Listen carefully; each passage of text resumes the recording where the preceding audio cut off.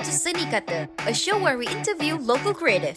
On our first episode, we have... My name is Wan Hazmer. I'm co-founder and CEO of Metronomik, a game company that creates original IP like No Stray Roads. And we are coming out with No Stray Roads 2. I worked in Japan for 8 years, Square Enix, working on Final Fantasy 15. I was also with my cousin. He was working with Street Fighter. He was concept artist of Street Fighter 5, illustrator of Street Fighter 4 and all this. So Daim is my cousin, by the way. Daim is always very strong about storytelling and all this. We kind of discussed a lot about game ideas and all that, and we even thought of coming out with a company.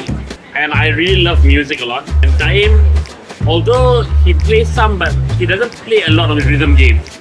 And when I tried to get him to play, he said he doesn't want to play. So I was trying to find out whether there's a way to make games that are rhythm-centric, but you don't necessarily need to be good at rhythm games to play our game. And that's how those heroes was born. I went to Asia Pacific Institute of Information Technology, APIT. I was learning programming. There were no game courses at the time, no game design course and all that, so it was all self-taught. I went into advertising though. So when I went into advertising, I learned the concept of usability, the importance of aesthetic, because as a programmer, you don't really value the importance of aesthetics. And from there, got out of the agency and I learned to make my own game.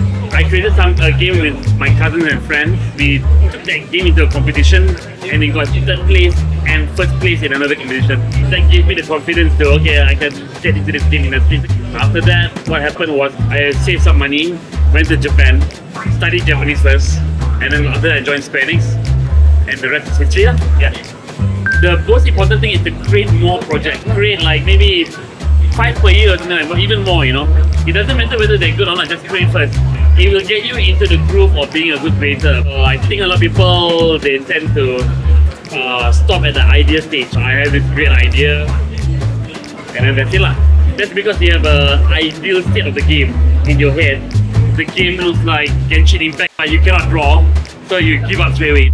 I've met people like this because I'm a lecturer, so they will blame everything else for not creating, like no one's giving me money, I cannot draw, so how could I create a great game? And nowadays it's so easy to make a game.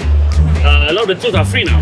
Blender is free, Unreal is free to use as well. There's nothing stopping you from creating a game. We're in Comic Festa right now, right? So Comic Festa is a place to celebrate creation. So I know a lot of people now are doing doujinshi, craft, and all that stuff. So as a game creator, you have to do the same thing. Even though it's digital, it's still very easy to create. For now, no lah, because it's not just easy as porting, you know. You have to fit with the lifestyle of a mobile user. You know, like for example, would you pay the same amount of money on mobile that you spend on Steam? Well, of course you will not, right? So because of that, you have to go for the free-to-play model first, blah blah blah, all this stuff. And then also, people in Japan, sometimes they play on the train, so you have to make sure that when you fight the boss, midway you can close the application and align the train, you know. So there are so many considerations to think about when you port a game to mobile. So it's not just an easy porting, because if it's just porting, it'd be irresponsible, basically. Yeah, so you have to really think about what's the lifestyle connected to mobile usage, you know. So yeah.